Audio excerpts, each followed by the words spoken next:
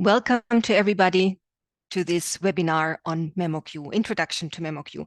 My name is Angelika Zerfass. I'll be the host today, and I will be showing you how memoQ works and how you can make it work for you.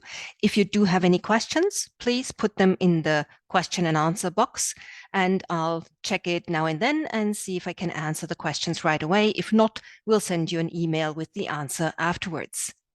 This session will be recorded, so you will have a chance to watch it again. As for what we're going to do today, quick look at the agenda, and then I'll jump into memoQ. We'll be looking at how to create a translation project in memoQ, how to do the actual translation, and export the finished translated document. We will take a look at some of the user options, like setting font sizes, colors, and so on, so that you can customize the user interface. We'll take a look at alignments, so getting stuff that you already might have translated into memoQ. Then we'll talk a little bit about terminology, getting term lists into your terminology database. And we'll be working with online projects. So if a client of yours has a memoQ server and sends you a link to check out a project from that server, so you don't have to create the project yourself. And of course, we'll answer your questions. So let's jump right into memoQ. You should now see memoQ as we will see it as translators. This is memoQ right after installation.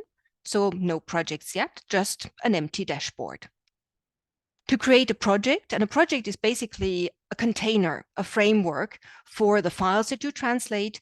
And to this container, you attach the databases that you're going to use, like the translation memory for sentences, like the terminology database for your terminology, and all the other settings that we might use in our projects. To create a new project, there are several ways how we can do that.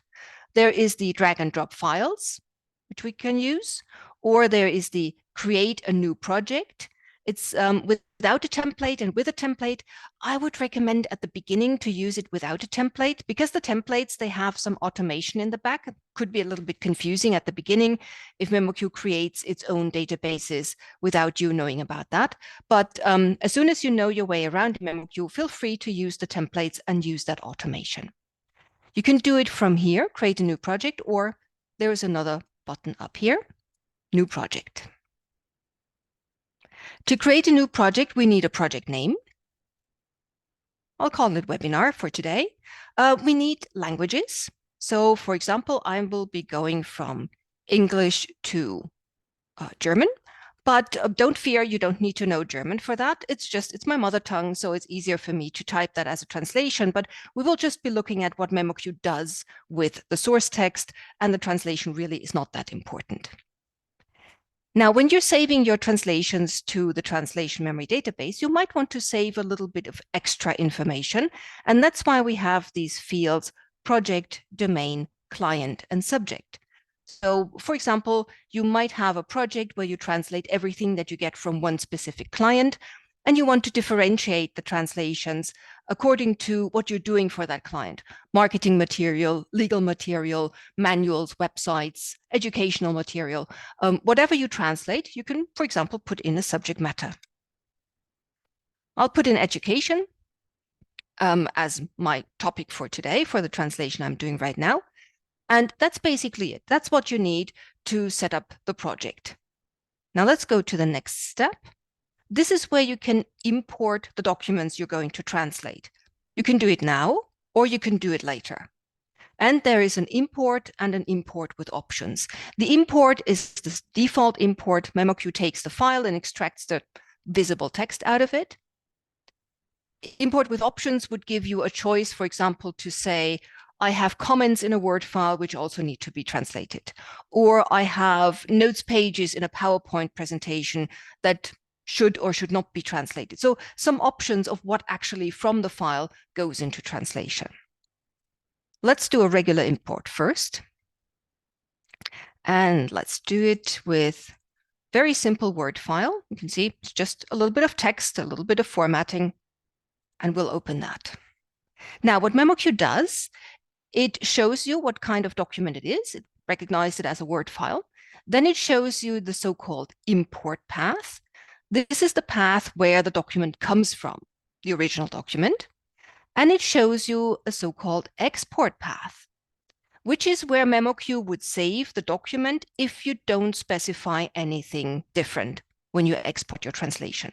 So if you just click on export at the end of your translation, this is where your translated document will go. It will go into the same folder, same subfolder. It will have the same file name plus an underscore and the language ID of your target language. As I said, this is just a suggestion, so you can decide later on where you want to save it and what name you want to give it. But this would be the one that memoQ uses if you don't specify anything else. Then let's go to the next step. This is where we add the translation memory. So right now, I have 2 translation memories already for a client called client C. Well, right now, I'm not translating for client C, I'm translating for client A. If these translation memories are useful, I can add them to my project and use them, but I can also create a new one, a new empty one. You can do that with the create or use new. You'll get a dialog. The translation memory needs a name. Let's say this is my client A translation memory for this webinar. It already has the language direction set that I've chosen for my project. And that's really it. That's all you need to do. Just click OK. Now, this is going to be the so-called working and master translation memory. Working translation memory means this is the one I'm saving stuff into while I'm translating.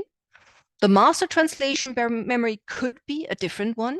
So you can see I've done that for my client C already. I have a working translation memory, which I use while I translate. And I have a master translation memory, which I only fill up with the final stuff. So the final files, the final translations, proofread, corrected, feedback from the client included, everything, they go to my master translation memory so that this is the clean final translation memory. You can do it this way. You don't have to, but you can.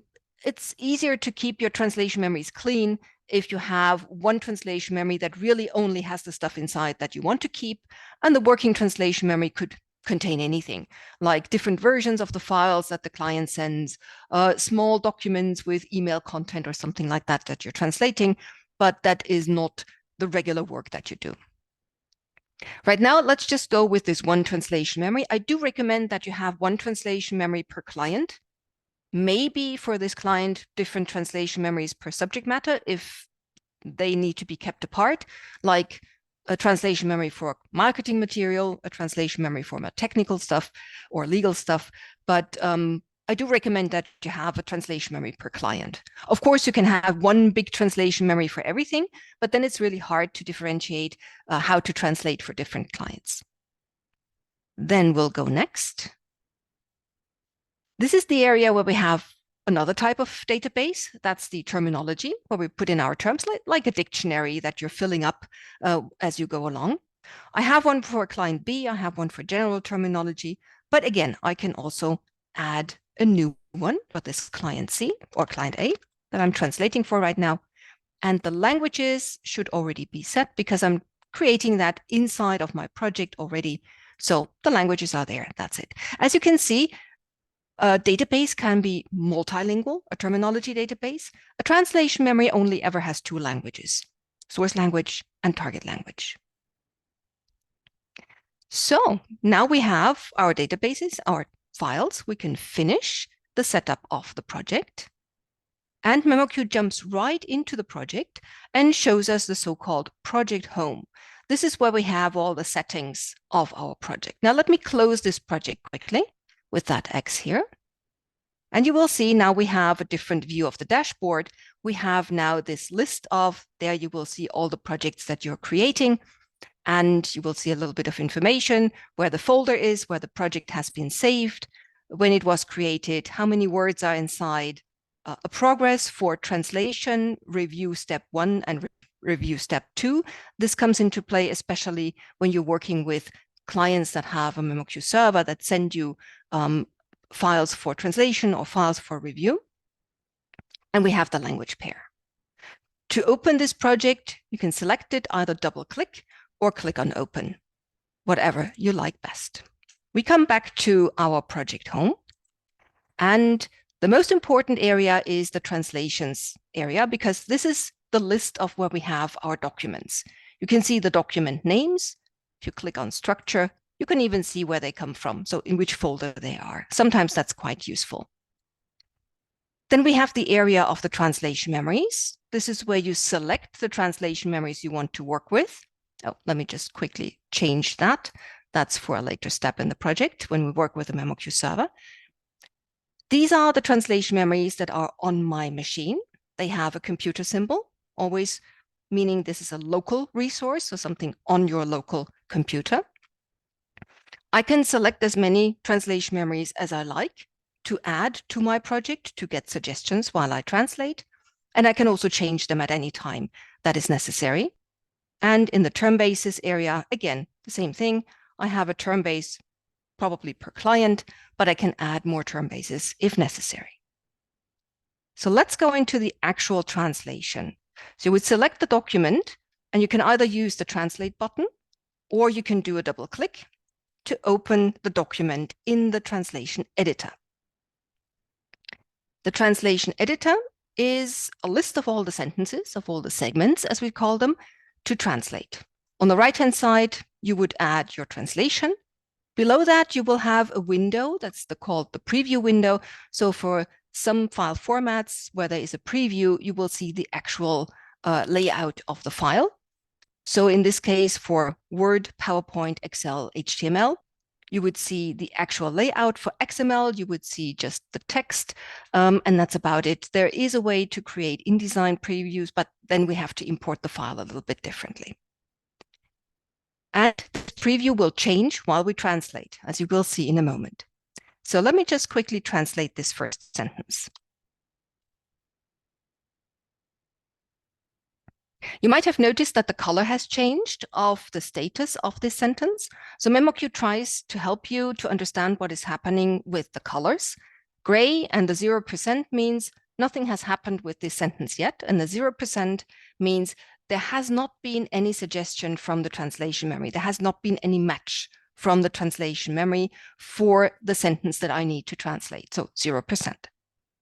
As soon as I start typing, the color changes into orange, means I'm in editing mode. Now let's confirm this. So you can confirm this by using the button, or you can use it here with the confirm, control, and enter. So if you like to use the keyboard, as I do, use control and enter. And now the sentence will be saved to the translation memory, and memoQ will go on to the next sentence.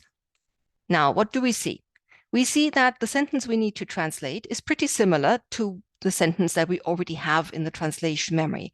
On the right-hand side, you will see the results list, which will show you the results from the translation memory, from the term base, and some other areas. So here we see the sentence that already is in the translation memory. And it says it's a 73% match, meaning the source sentence here and the source sentence in my document are 73% the same. Now, please be aware that every translation tool has its own way of how they calculate this. So a 73% in memoQ is not necessarily a 73% in any other tool that you might use for translation. So what's the actual difference? You can see that here. There are three windows. One shows the sentence as it comes from the document. The other shows the similar sentence from the translation memory. And below that, we have the actual translation that's in the translation memory. So these two windows down here, they show the same thing as up here. The translation has already been inserted into my translation column. And to show me what I actually need to do, there is some color coding. So here it says there is a new word, the word short, which is now there in the sentence I need to translate, but was not there in the sentence that I had translated before, which helps me to find out where I need to change something. So as soon as I start typing, I get this orange color again. The 73% will stay because that was the original similarity from when I got the match from the translation memory. And then I can confirm again. Something else you might have noticed is that in addition to filling out a suggestion for the second sentence, I also have something in sentence number 4. Now, sentence number 1 and number 4 are identical. They're so-called repetitions. You can also see that with this small green line, broken line with the arrow, and here the green broken line. They always mark that this sentence is repeated later on in this document. So if there is a repetition, an identical sentence, memoQ will fill it out automatically. As soon as you confirm the first one, it comes up in the second, third, fourth, and so on. This is the so-called auto-propagation.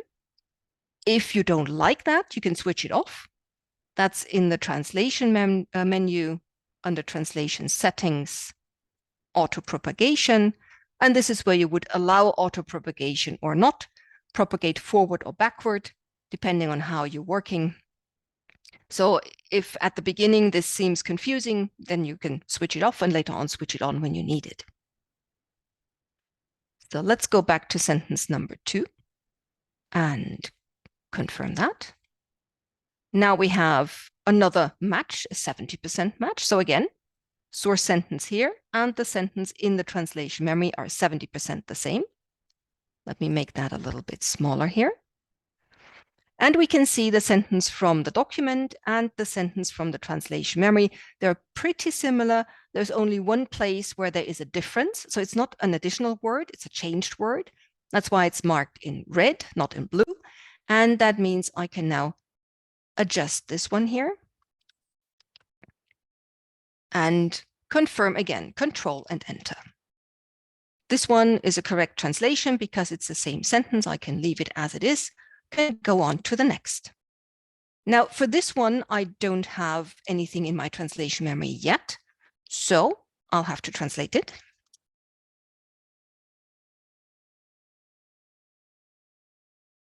And confirm, Control and Enter.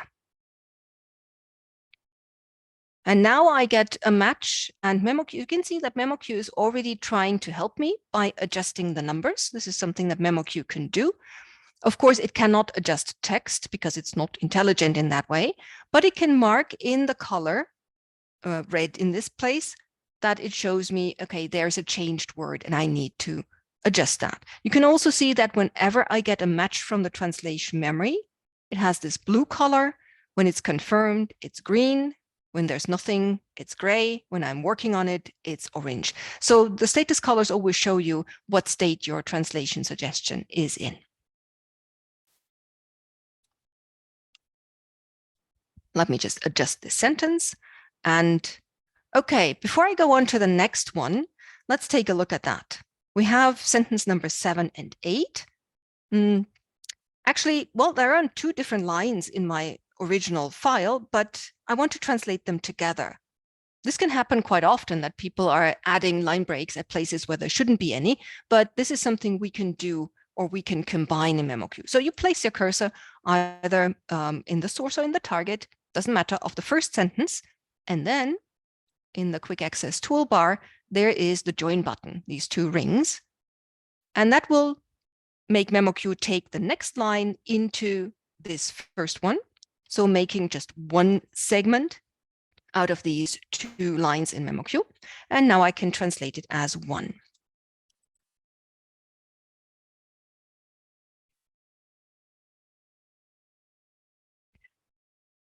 Now here you can see, instead of the line break, we now can see this small placeholder with the curly brackets and the number in between. Now these placeholders are very, very important, especially the ones that signify line breaks. They have to be there in the translation. If I forget them, memoQ will give me a warning. So let's confirm this sentence as it is, forgetting that small placeholder, Control and Enter. And now you will see it shows me this red exclamation mark. Red exclamation marks means this is an error. This is something I have to correct. Otherwise, I might not be able to get the file out of my project again. And also, if you're working with online projects, with clients who have a memoQ server, you would not be able to deliver a document back to them when the document still has these red exclamation marks. So this is something we'll have to look at. Now, the question is, where does the line break go? Do we really need it inside of the sentence? If so, we place our cursor where it needs to go. and then copy the next tag sequence. That's the command. Or as you can see, the F9 key can also be used. And at the place where the cursor is, memoQ will copy this placeholder over to that point. If you're not sure where the line break needs to go, or if you know that it doesn't need to be inside of the sentence, you can also move it to the back. So at the end of the segment, that's fine. As long as it's there, it's okay. Now let's confirm this again. And now you can see the red exclamation mark is gone and my sentence is okay. The next one has something similar. Let me make that a little bit smaller here. You can show the tags in different sizes. Let's do the medium. That's a little bit more like it. So first of all, let's translate the sentence correctly. And then I need to make sure that I'm placing the tags at the right place, these placeholders or tags. This one here is a line break. The gray ones are usually formatting information, like red text color or highlights or things like that. So of course you can copy and paste. You can do a copy, put it in here and paste it there, or you can use this copy the next tag sequence and copy the first tag, place the cursor again, and copy the next tag, and confirm again. As you might have seen, without the tags, I had this small flash symbol, and the flash symbol is something like the exclamation mark. It's just not as bad. The exclamation mark means I have to correct this. The flash symbol means there could be a mistake. So a tag missing, a number is different, a punctuation is missing, depends on how the checks for these quality markers are set up. But now that I have added these tags, everything should be okay. Let me confirm this, Control and Enter, and the flash symbol is gone. So everything seems to be okay. Now we have another thing. Before we were joining two lines, now we would like to split two lines or a sentence into two because we need to translate them separately. Why do we have these two sentences in one segment? Well, because after the dot, there is no space. memoQ has a rule that says if there's a dot and a space followed by a capital letter, then the dot is the end of a sentence. If that space is missing, memoQ doesn't know that this could be the end of a sentence and just takes the text all into one segment. But we can split it. So you can put your cursor here, use the split button, and you get two nice sentences. And you can say, I'm translating this one and the next one. And confirm and enter, go through to the next one. And now again, we have a sentence that does not contain or does not have any match from the translation memory. But memoQ shows us in yellow that there's a word combination that already exists in other sentences that have been saved. To see what these sentences are, you can do a double click on the yellow mark and you will get an extra window. Let me see.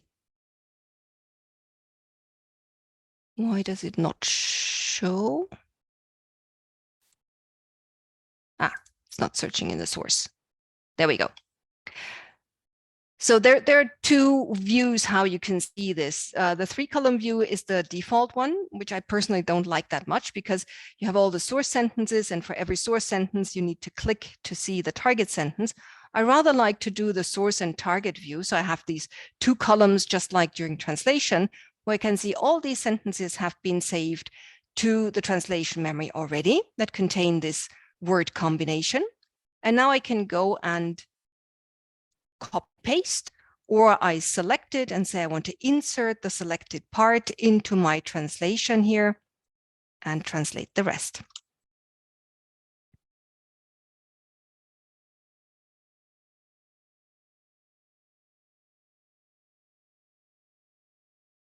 No, too fast. There we go. And as you can see, sometimes things are confirmed directly when I go from one sentence to the next, But there could also be things that I forgot to confirm. So I can always go back and say, I want to confirm this one. And I want to go back to this one, change something, confirm it again. So it's up to you how you work through your document. You can start at any point that you like and go back to any segment that you like. Now here again, you can see these yellow things, these so-called concordance searches. So searching for word combinations, not whole sentences. The whole sentences would be the red ones. The yellow ones are the word combinations. You can also do that manually. So let's say I want to search for a new sentence. I'll select that and run a concordance search. You will find the concordance button up here, or you can use the Control and K. And then you come to that window that we've seen already with all the sentence pairs in the translation memory, and whatever I've selected is now marked in yellow for me to easily see where it comes up in the sentence. So memoQ does that automatically, but of course you can do it manually yourself. So this is the basic of translating at any time. Even if the document is not finished, you can either close it or you can go back to the project home and leave the tab open. Like, let me open that again. You can always click on project home to go to the actual list of documents, and you could even close the project. So there's no need to extra save the document. Whatever you type in is saved in the document. memoQ does that for you. There actually is no save button where you can save your translations, and you don't have to. So memoQ always does that for you. So the last step would now be that I want to get my translated file back out of memoQ. And for this, there is the export. And if I just click on export, then memoQ uses that export path that it suggested. So same folder, same file name, underscore, and the ID of my target language. Or if I want to save it someplace else, I don't use the stored path. I use the choose path.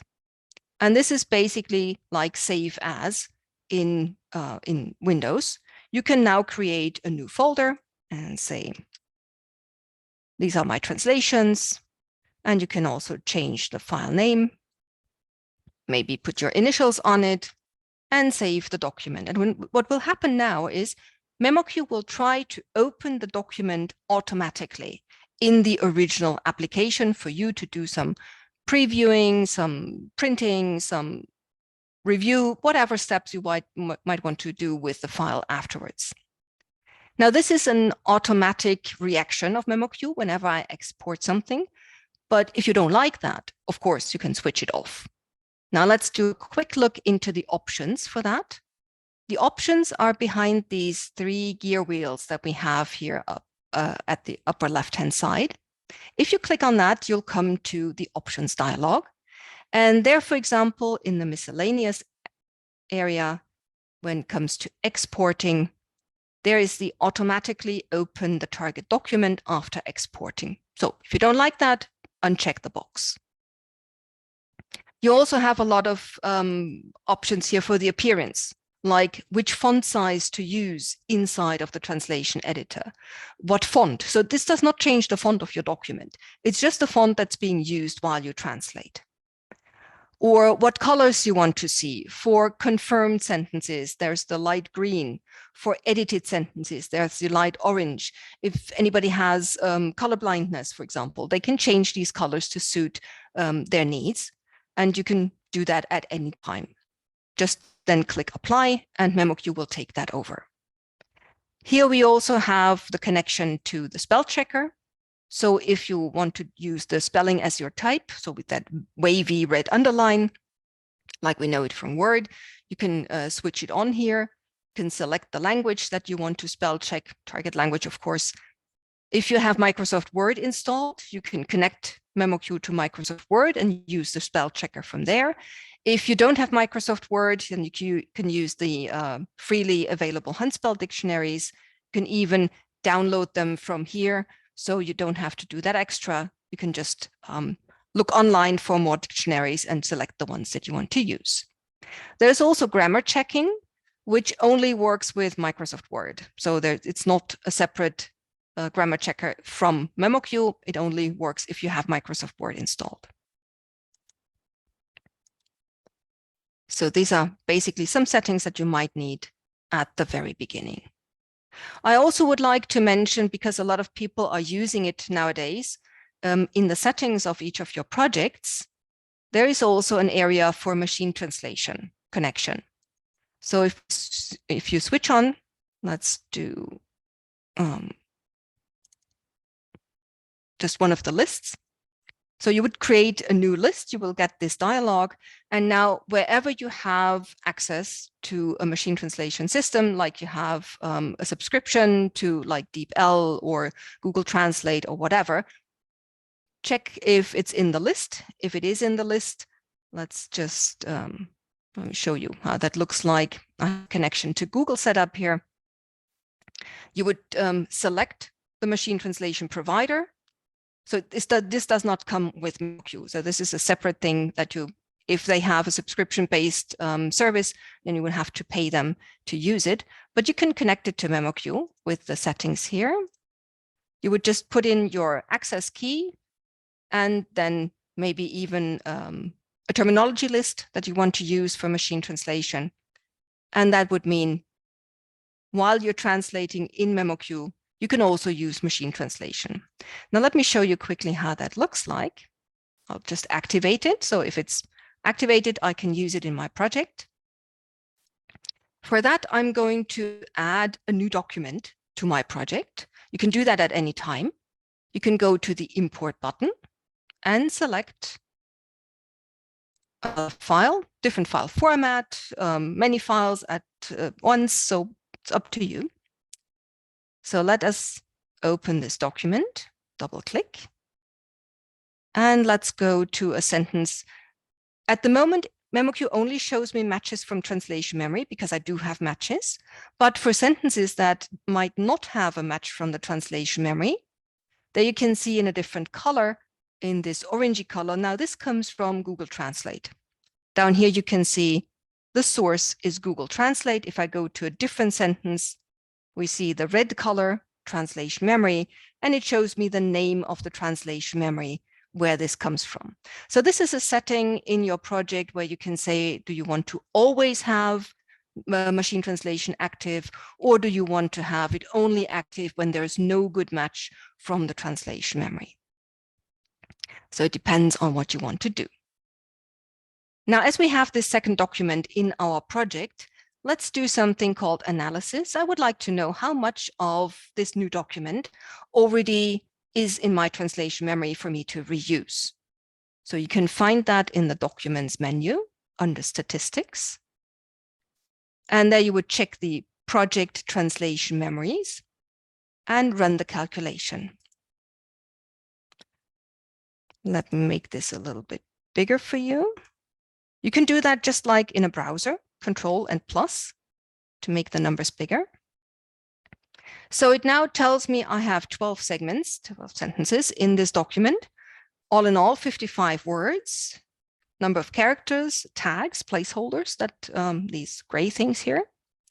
And it tells me that there are 301% matches. Yes, I know there's nothing like 101%, but this basically means that there are 3 sentences in my document that are exactly the same as in the translation memory, plus the sentence before and after are also the same as when they were translated and saved to the translation memory. So they are the same sentences and they had the same context, sentence before and after. That's why they're called 100%, 101% matches or context matches. 100% matches would be the ones that only have the same text, but not the same context. 95 to 99% matches, there are just some changes in like numbers or tags. And then some things that do not have a translation yet, these are the no matches. So that kind of analysis, you can export that, or if you later on want to see that it's being saved with the project, it will be saved in the overview under reports. There will be your analysis statistic. If you now want to go the next step and reuse everything that you have in the translation memory, to fill up your document so that you can go on translating. You can do a pre-translation. This is something you find in the preparation, and pre-translate. Now here you select what kind of content you want to insert into your document. The exact matches with context are the 101% matches. The exact matches are the 100% matches, plus also the 101% matches. The good matches are the ones that start at 95% and upwards.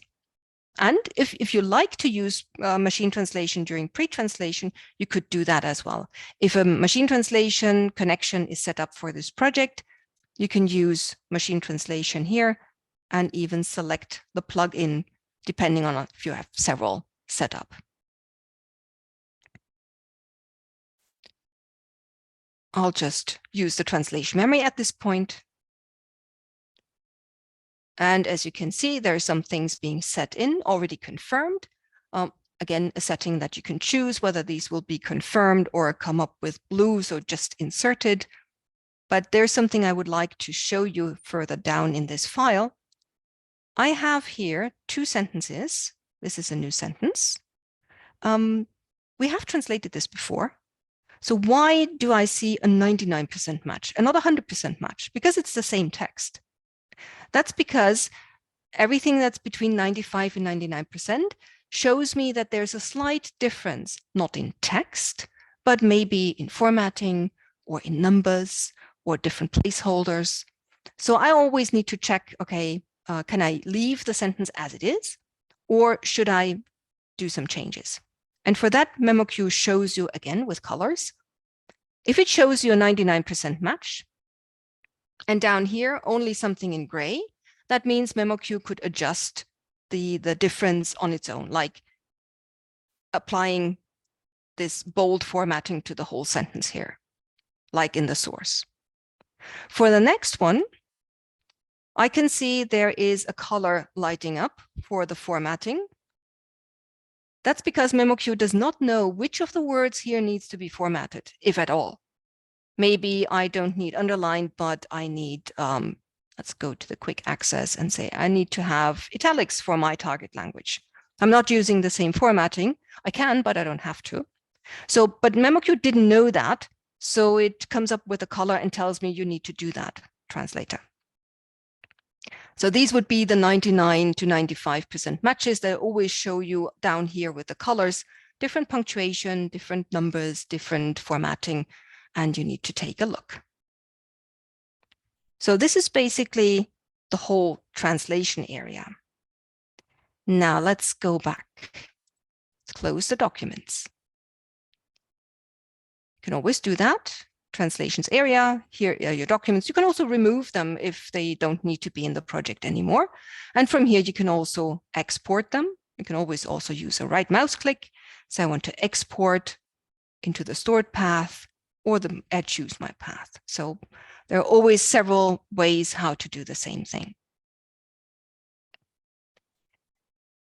The next thing I would like to show you is more on the lines of how do I get material that I already have, translations that I already have, into memoQ so that I can reuse them for other translations.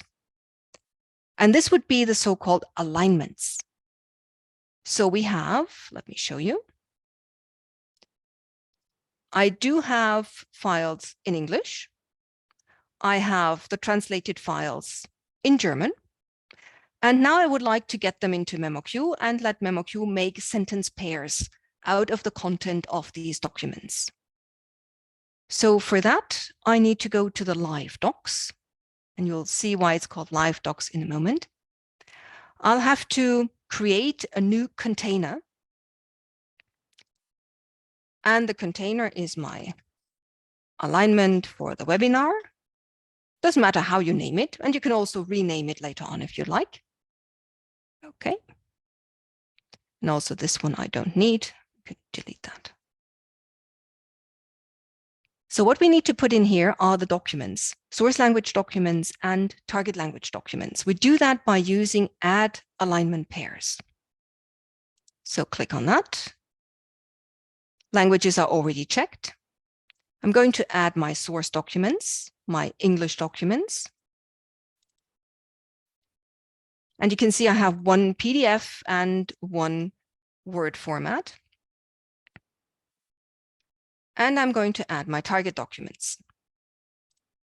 And here I have two Word files. Could be PowerPoint, could be Excel, could be InDesign, could be FrameMaker, could be anything.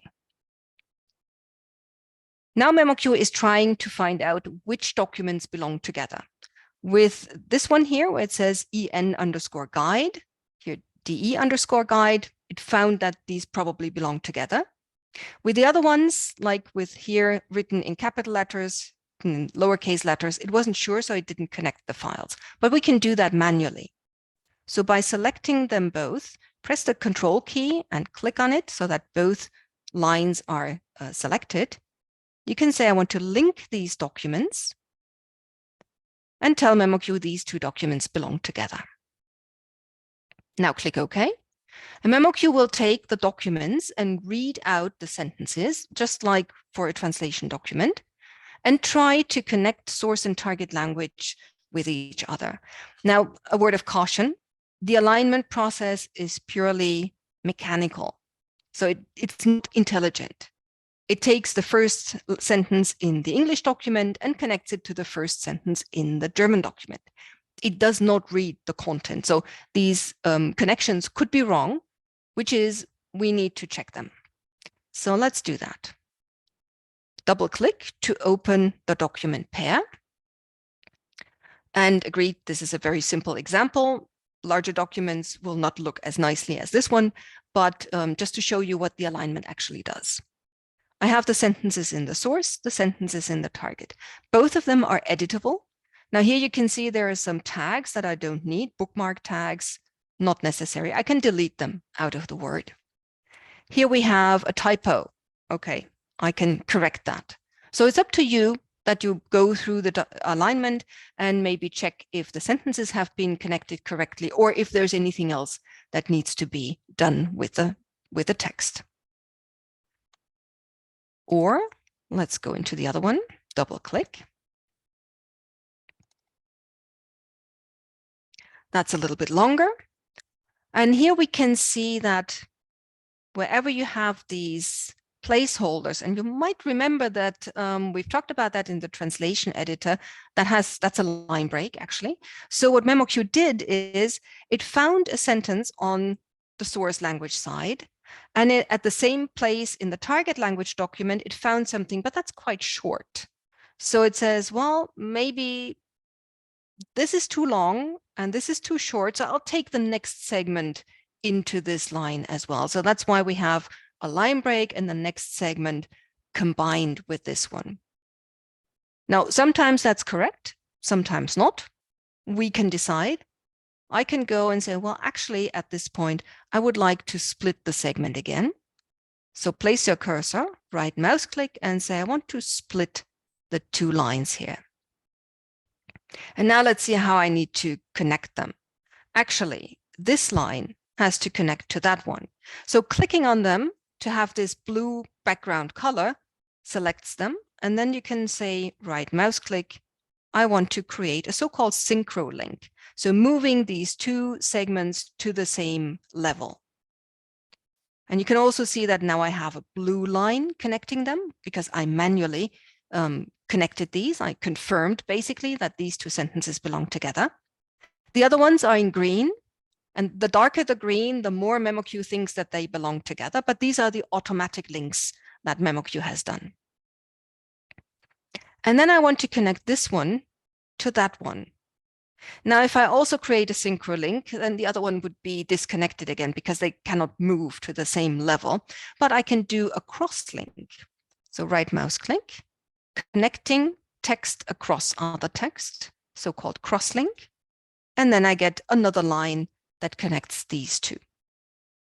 And that connects to this one, right mouse click, synchro link. So you can go through the document and connect the things that belong together. But you could also just leave it as it is with these green connections automatically done by memoQ. You look through it and say, well, yeah, more or less is okay. And now you can already use it for translating other documents. And that's why it's called live docs, because the documents are live in the project. They're not connected and sent to the translation memory first, but you can use the alignment as it is for translation. Let me show you. I'll go to Project Home, to the area of my translation documents. I'm going to import a document that contains things that are in the alignment.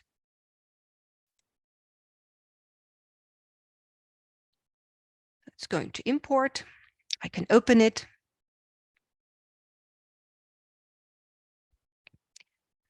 And now you will see we get two different matches. The first one is a 62% match. It has this greenish icon, which means it comes from an alignment, not from a translation memory. And we have the orangey one coming from Google Translate, so from the machine translation, which I'm going to switch off because I would like to show you more about the alignment now. So going to the machine translation, just disconnecting and going back.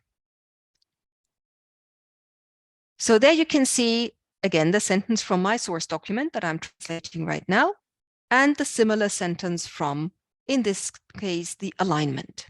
So the red color always means it's a sentence match, but what you have here, the green one means it's alignment. Now, if I want to go back to the alignment from here, I can do so. Let me just choose a sentence where it makes a little bit more sense. Here I have a sentence that's the sentence from the document I'm translating. That's the sentence from the alignment. They are identical, but it shows me an 85% match. Down here, it says it's an auto link, so a green connection automatically done by memoQ, not confirmed by myself. And the alignment itself is unfinished. That's why it's not a 100% match, because there still need things need to be done. So to go to my alignment, I can do a right mouse click and say I want to see the document. So show me the document where this comes from. It jumps back to the alignment itself. And here you can see these two sentences. They have this green line. Let me confirm that. Say I want to create a synchro link out of that. So it now has this purple bluish line. Let's go back to the document. And this now shows a 90% match. So by confirming this automatic link, the penalty on this match is not as big anymore. And let me go back here again. If once I've done all my confirming, I can run the confirm all auto links. So confirm all the green links because they're okay. Then I could also say I want to finish this alignment. So mark it as finished. And when I've done that, that means I will even get 101% matches from my alignment. Blue icon showing still it comes from an alignment. So this is how you can use already translated material and put it into a memoQ project and use it. Now, and this is not only for this project, but let's go to Project Home and the live docs. This container, this alignment container, that can be used in any other project that has the same language direction. So it's not limited to this one project, just like a translation memory or term base, you can attach them to different projects. Of course, you can also do the different way. You have, let me go back into the alignment. You have checked everything, you have confirmed everything, and now you would like to save it to your translation memory. You can do that. There is an export to TM button, which would then save the sentence pairs to one of the translation memories that's attached to this project. If you have several, you would have several. You could save it to all of them, but usually you would have your master translation memory that you want to save it to. One thing to be careful about, there is a button that says only confirmed blue links, which means that at the moment, if I now click OK, only the sentences that have this blue link between them would be saved to the translation memory, not the one that has this pinkish connection. So if you want to have these as well, uncheck the box. I'm not sure why or what the logic is behind that. Maybe because this crosslink was something that was developed later on. But if you want to have everything, even the crosslinks to your translation memory, you'll have to uncheck the box. Let's say OK. Okay, I can close this now, go back to my document. And now you will see I'll get a match from the translation memory because it has a red icon here. And down here, it says the name of my translation memory. Something you might notice is that above this list, I have a small eye symbol. If I move my mouse pointer over it, it opens up. If I click on it once, memoQ now shows me in the results list the same sentence twice. Once it comes from the translation memory, and the second one comes from the alignment. Now, if the eye is closed, memoQ is hiding things away, identical sentences that we don't really need to see because they're duplicates. But if you want to see them, you can always click on the eye and open it up and see what is hidden in behind the list. But usually, memoQ would give preference to what is in the translation memory over what is in the alignment.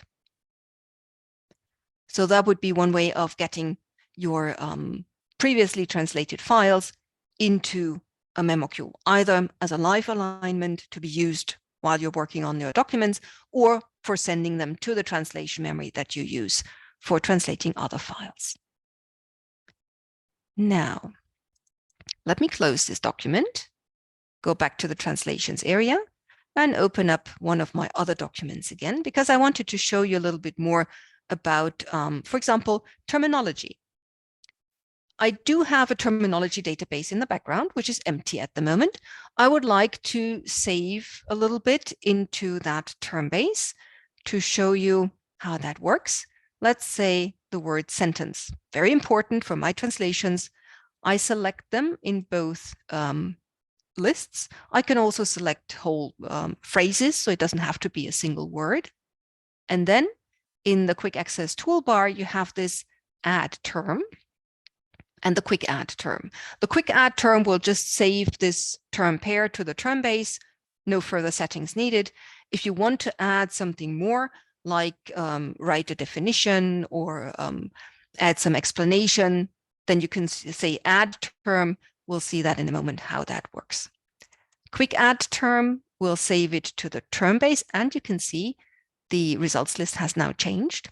I have the red stuff from the translation memory. I have the concordance hits, so parts of sentences also coming from the translation memory. And I have now in blue, and I click on that, the area down here changes and shows me the terminology database. I now have my word sentence and Satz, and from here I can also go and change it. So edit the entry by clicking on that small pen icon. I'll get a small dialog where I can add some more information. Let's make that a little bit smaller. So I have my sentence, I have my Satz. Let's say I have a second translation. I can type it here. With the blue plus, I add it as a second possible translation. Now, my client told me that I should not use this word, so I want to make it a forbidden word. I'll go to the usage and check the box forbidden. And here you can also see there's a field where you can type in an example. Don't be deceived by the size of this field. It can hold up to 10 pages of word text. So you can add a lot of information to this term. Now let's see what happens when I click OK, because now I have two words that should both come up in the list, but one of them is forbidden. Let's click OK. And here you can see now, so the word sentence was matched twice, but once it's forbidden, coming up in black, and once it's blue, that's the one I should use. You can always go back into that small editing part, or if you add something new, let's nice and net. And if you click add term, you come to the same dialog for adding information to your term. Let's say I have a small explanation here. Click OK. It comes up in the list. I select it. You will see here explanation on the term. So what I've typed into the example field comes up here. You could even add an image to an entry, and we'll do that in just a moment. So adding terminology into your terminology database is really just select, send to the term base. And you can see every term that is recognized, whatever sentence you go to. In the source, you will see this blue highlight, meaning this is a word that has been recognized in the terminology database. Now let's take a closer look at the terminology database. For that, let's go to Project Home, to our list of terminology databases. There is my client A term base that has been attached to the project, and I can always edit that and take a look inside. It comes up as an extra tab, and you will see a simple list of source language terms and target language terms. Of course, here you can also add new entries. You can say new and say, so this is my new word. Let's say phrase, same in German actually. And just with the blue plus, you add something. If you want to change something, you just type it in, use the one with the yellow bar that changes it. If you use the red bar, it deletes it. So very, very simple. The thing is, once you've deleted something, it's gone. So be careful what you do, because there's no undo. Databases are like that. Whatever you deleted, it's very hard to get it back if you didn't make a backup copy of it. Now, talking about terminology, you probably have terminology rather right now in this format. You might have an Excel list or a Word file with some columns in it. And I would suggest if you come up with terminology in an Excel file, let me just make that a little bit bigger. The first line should contain the headers, so the names of the columns. For example, I have a column for German words, and if you have synonyms, so words with the same meaning but written differently, then I would add them in a different column. If there is something that you want to make forbidden, apply red text color to it, because then memoQ can recognize that automatically when you import this list and set this term to forbidden. We could also have a little bit of information. Now, this information column applies to the column before. This information column applies to the column before. So it's a really strict setup here. And this information column applies to the column before, and that's my English column. You could have bilingual lists. You can have multilingual lists. Term bases can be multilingual. So there's you can have as many languages as you like in here. So these columns would be the ones for the actual language terms. And before that, you could have some explanation that goes beyond a single language. So for example, a subject matter information, a note, a project number. So you could say fruit applies to the German word for banana and the English word, right? Which means it doesn't have to be attached to the terms themselves, but it can be outside of the terms. Think of it as one line is one entry in the terminology database. So how do we get that into our term base? We'll have to do an import. So inside of the term base, you can do an import. You can select the Excel file. And now memoQ does one thing. It reads the first line. At the moment, it shows only F0 to F6. Let me make that a little bit bigger. But if you check this box, first row contains the field names, then you see the table actually as you see it in Excel. And now we have to assign. So let's see, we have a column called German. We want to import that as one of our German terms. So we select import as term and select the language that it goes to. The languages that I'm using for this term base in this project are always at the top of the list. We'll do the same thing for the other German columns. That's all I really need to do. And then I also have an English column, import as term and English. That's it. So I could just import the terms themselves. If I want to import the other information, let's go through it from the top. The subject matter column could be one of the other fields where we actually do have a subject field. Just like when we created the project with these 4 fields, subject, domain, client, and project, we also have that for the term base. The note could go into another field as well. There's a note field. It doesn't have to be called note in your Excel file. It could be info or whatever. You just have to assign the columns correctly. Now it gets a little bit tricky. We have the column German and a column info that has information on the German column. So we need to make sure that it is goes into the correct field. Again, import as other field, but now we select its example of use. That's the only field we have that can contain information on a term, like a note, an example, a definition is something different. But any kind of information that we want to add to the term would go into the field called example of use. Not the term information, that's something different, but example of use. Always applies to the column before it. Let's do that for the other info columns as well. Example of use. Example of use. And import. And now we have our list of, here's my banana, my pea, my strawberry, my carrot. One of them was imported as forbidden. Let's take a look. Yes, the forbidden checkbox is set because I marked that word in red in my Excel file. For the strawberry, let me put in an image. There's an image tab where I can import an image to put in. Nice red strawberry. And that's it.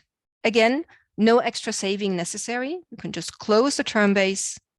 Now let me import a new document so that I can show you the strawberry, so that you can see the image while you translate. So open the document, go to the segment that shows the strawberry, and now you can see strawberry comes up as a term from the term base, and beside this small editing pen, we also now have this image icon. If you click on it, we can see the image. The image is not visible by default because some images can be rather big, so there's just not enough space for it to show every time we open the entry, but we do have this extra image button to show it. And let's go back to the terminology databases. Of course, you can also export them. Either open it up or select it in the list. Say I want to export terminology. You get a choice between CSV files for other programs or databases. You can export as Excel file, and you can export into a multi-term XML format if you're using Trados multi-term. You can select the columns that you want to export. Here's an example of how it looks like. So the entry ID, the subject, maybe created on, created by. If you don't need that, you can uncheck the boxes and you will see how the table gets smaller and smaller. And here you can see there's this field term info that has information on how the terms from the term base are matched to the terms in your documents. So this is the term info. If you want to add comments, then this is the term example field. And then select where you want to export that. Yep, put it in here and export. So import and export using Excel is really, really simple. The only thing you need to do is to select the columns that you want to import or export, and that's how it will look like.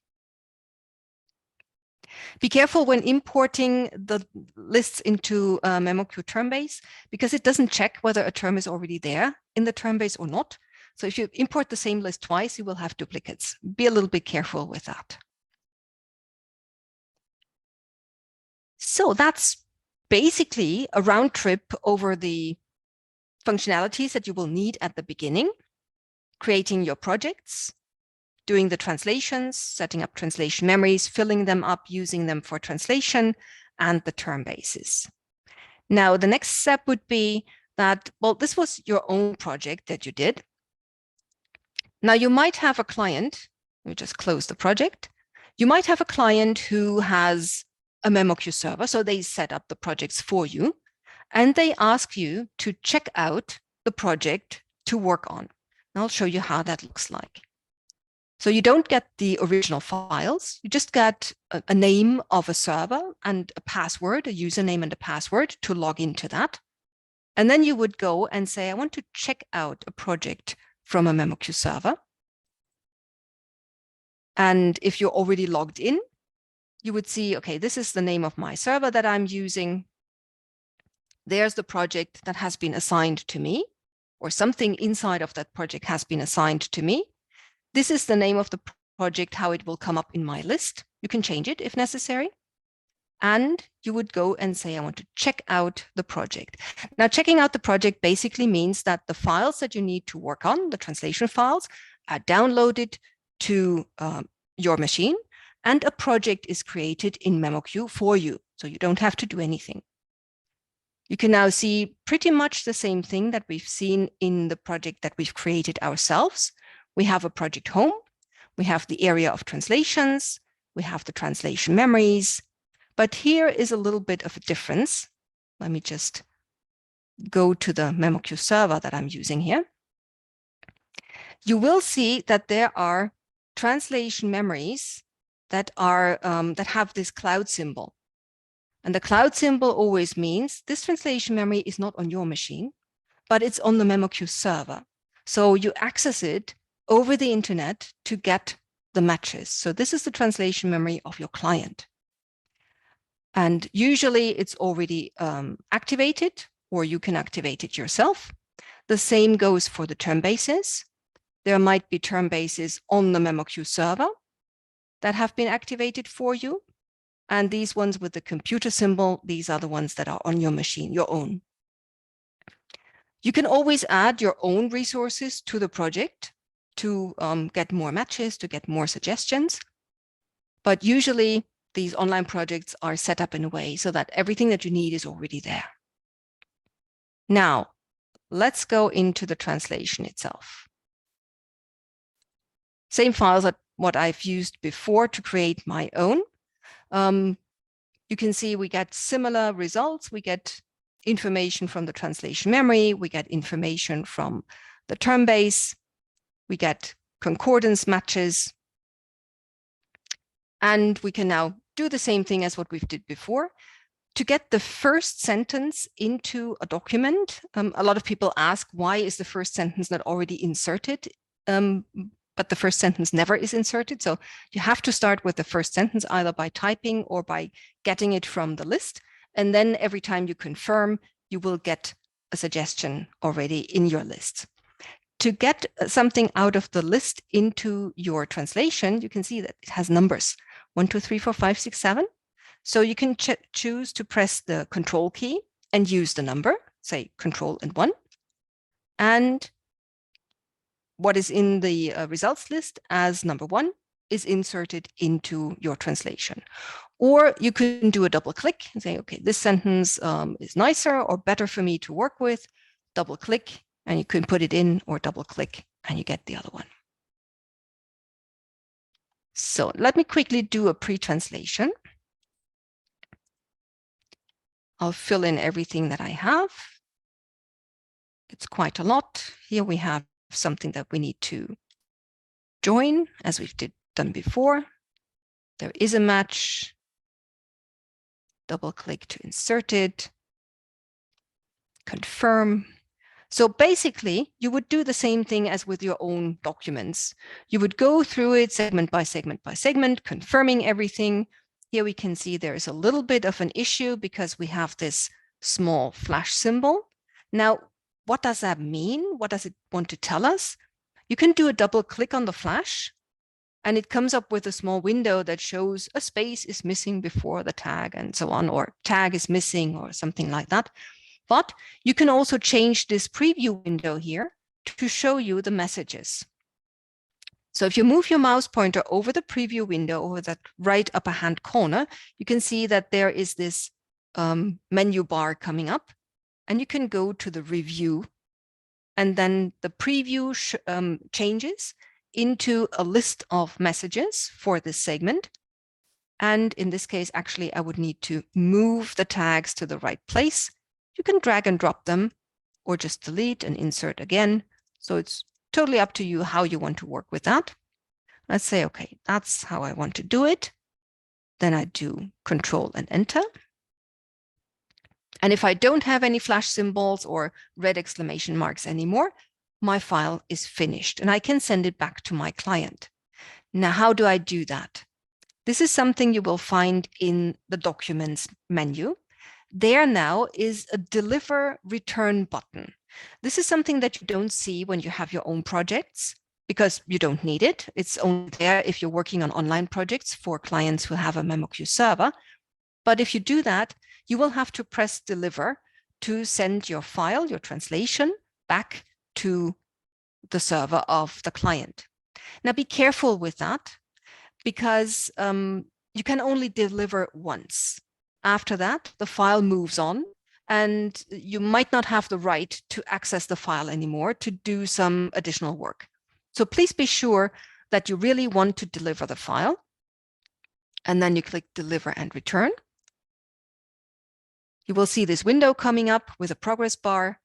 It's going to be sent back and you can close it. And we will see that now the icons have changed. So this demo 2, that's the one that hasn't been worked on yet. So translation is in progress, but hasn't finished yet. But the other one, here it says translation status, the translation is finished. So once you deliver, it's finished. It goes to reviewer number 1. So let's do a double click here. If you try to open it, you will see the workflow status of the documents that you're trying to open is different from your role. So your role is translator. Here you can see the T, but because you've delivered it, it has now moved on to the next role, to the reviewer number 1. So yes, you can open it, but you might not be able to save any changes anymore. So let's say we're taking away a dot, trying to confirm, and let's see. At this point, you could still do some changes, but depending on who has accessed the file in between, you might not be able to do so, and you cannot deliver it again because it already has been delivered. So you're trying to deliver something that already has been delivered. So it's more or less confusion now. You'll need to go back to your project manager and tell them what you need to do to the file before you can actually deliver. They have to set back the file. So please be very careful before you deliver. Make sure that the file is final on your side. Now, what happens if you're not a translator, but a reviewer? Let me close this. And now I'll have to do something that you will never see because you're not a project manager. I'll have to change my role. I'll have to go back to being a project manager and forget the login. Now, the reviewer number 1 is user number 8. So I'll log in as that user. And that user now also checks out the project. Let me change that to translator again. So they check out the project from the server. They access the server. They have this project that they need to work on as user number 8. Oops.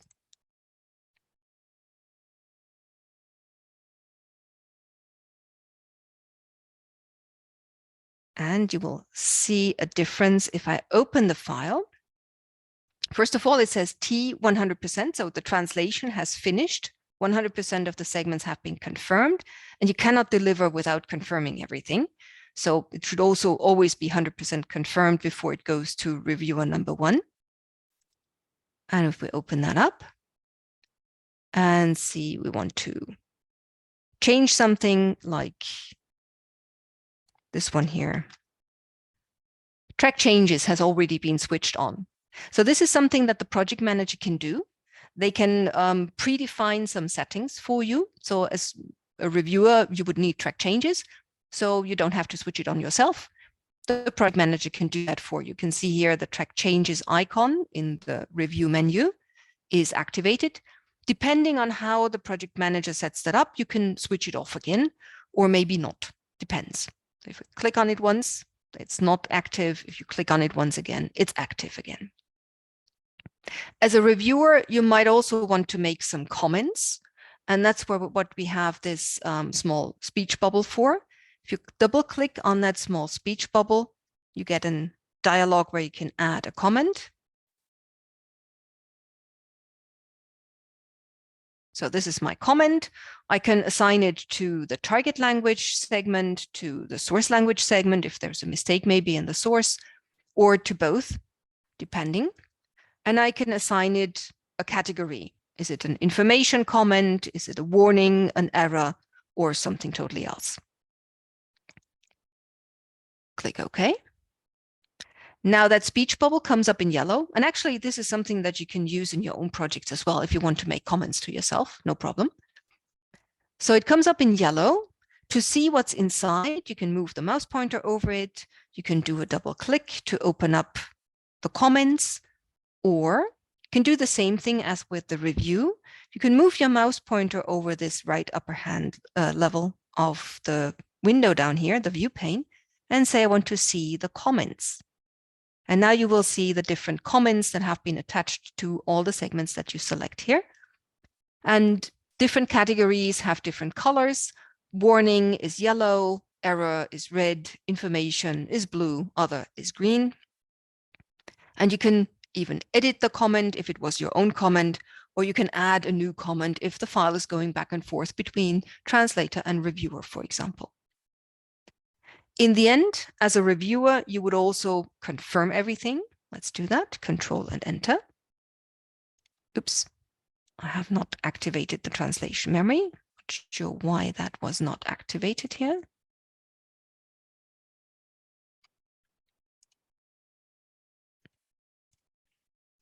Should actually show up.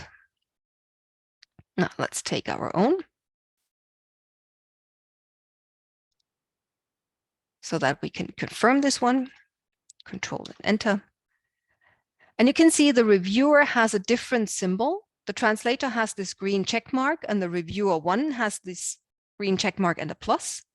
The reviewer number 2 has 2 check marks. So you can even see with the different icons that are being set, which role has been used to confirm this sentence. And the reviewer would then, again, say, I want to deliver this document. And they will get a choice between, yes, the document is fine, I deliver it so that it can go into the next stage, or I'm returning it to the previous user, in this case, the translator. And then the translator would have the right to open the document again. They would get an email, a notification that the document is there for them to work on again. And so it can go back and forth between translator and reviewer in that way. That would be the one way how you can work on files from a memoQ server. The other way would be that you use a browser. So not memoQ at all. Let me close this. But let's see. Actually, it should be a shorter one.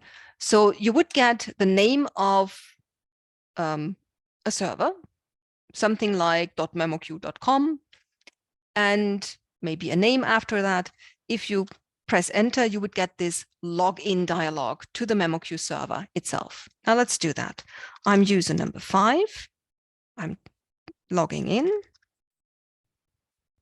get username and password from the person who runs the memoQ server, and then you sign in. So this is exactly the same project as the one we've worked on before in memoQ, checked it out.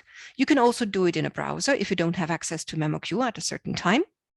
And here we see it's the same project. and one document is still there for you to work on. So you can click on it and it will open up in an extra browser window. Usually takes a little bit, but it looks pretty similar then to what we have seen in memoQ itself. So we have this list of source language sentences. We have the list where we add our target language sentences. And let's put on the view pane. You would have this preview window where you can see the layout of the document, depending on the file format, of course. And then you can put in your translations. So very, very similar to what you see in memoQ itself. It will have the same colors here, red for the translation memory and blue and black for the terminology. So all the things that you're used to from memoQ itself will show up here as well. The only thing, the difference is that the settings are a little bit more limited to what you can do in a browser. So these are all the icons that you have. Play around with it, look through it. For example, here you can say I want to clear the translations, or I want to select all segments. But things like changing settings of a project or adding new files, that is not something that you can do here. In the end, same as with memoQ itself, you would have to use the deliver button to send this file back to the memoQ server.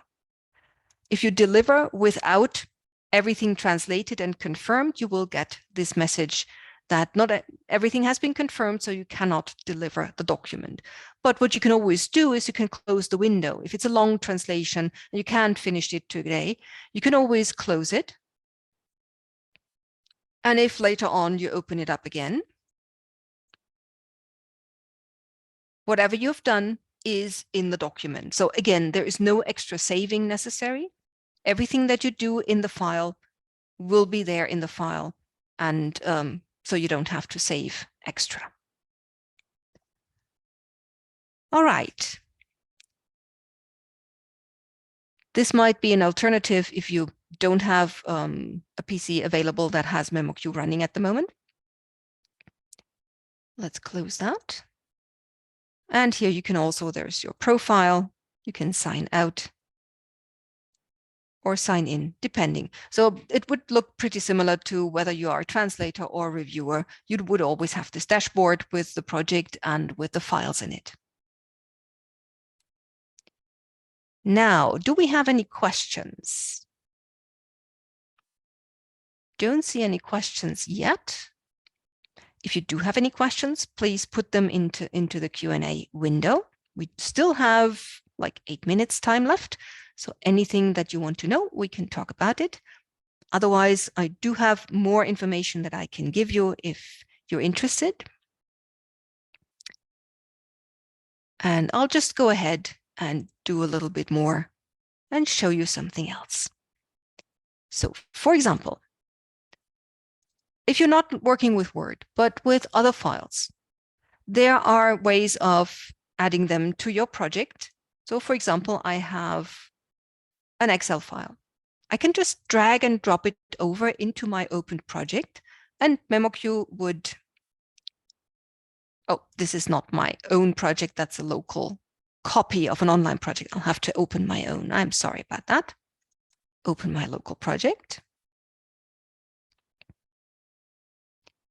And I can see one question coming up. Share the recorded video. Yes, as far as I know, it's been recorded and you will get a link to the video so you can look everything up again. So here's my local project, and let me move that file over. Just drag and drop or click on the import button, and it will do the regular import that memoQ would do. It would, everything that's visible in the file would be imported. And you can open it up. Let's go to the preview. You will see the table as it looks like in Excel, and you can go and do a translation here, just like you would with any other kind of file format. If you want to do some settings when you import the file, then use the import with options. and then go to the file or files that you want to import. And then you get this extra dialog where you can change the configuration. Now, let's say in my PowerPoint, there are notes pages, but I don't need to translate them. Or maybe my client said, please translate the slides first. And if you still have time, you might want to do the notes pages, or you don't translate the note pages, whatever. You can then, or maybe you want to import the comments, hidden slides should not be translated. So any kind of setting that you need to make per file format, you can always do so, and then click OK, and it will import the file with the settings that you've chosen.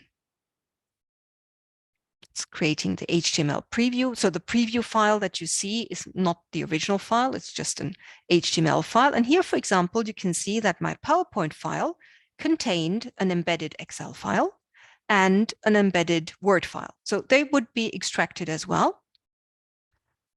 This is actually something that you can set up in the import with options. Let's just take a look. There is this import embedded objects, which is switched on by default. So they would be imported directly. You can translate them as separate files. And then when you export the PowerPoint, the translated embedded files will be embedded again. So you don't have to do anything there. Another thing that might be interesting is translating bilingual files.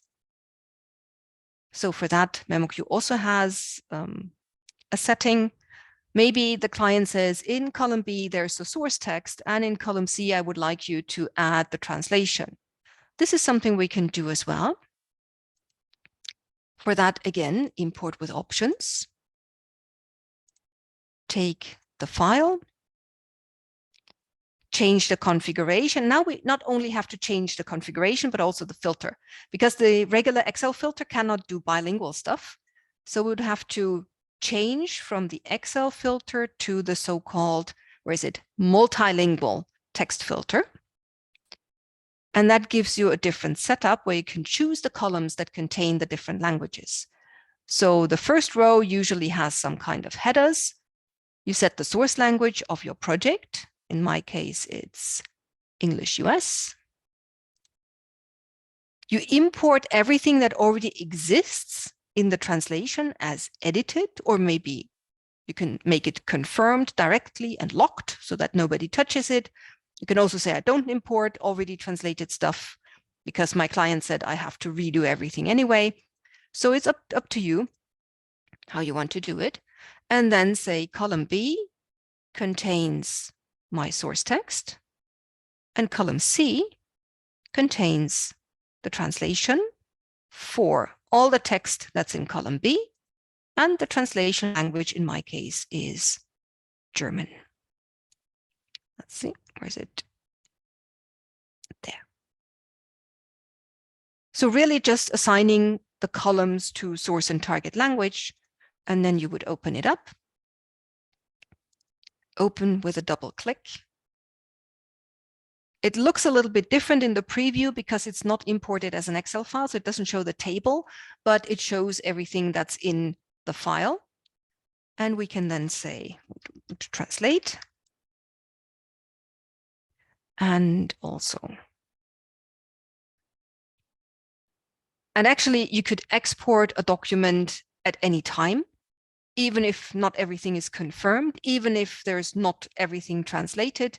You can still do an export at any time that you need, just to check the file maybe. And let's see. Translated. And it would open up, and you can see my translations are now in column C. Whatever was there already has not been touched. So this is how you can have bilingual translations in memoQ. It's also possible for XML files, but then it's a little bit more difficult to set it up. So I do hope this gave you some kind of an overview over the capabilities of memoQ and how to get started with it. You really just need a project, a translation memory, maybe a term base, and then import the files and get started. There are quite a lot of settings. So there are a lot of things that you can do, but I think with what we've done today, you should have a good start on using memoQ for your files. With that, thank you very much for being here. If you do have any questions, please send them on to us by email or whatever. I'm still here for a minute or two. So if you do have any questions, feel free to put them in the Q&A section. Otherwise, have a nice evening, and thank you very much for being here.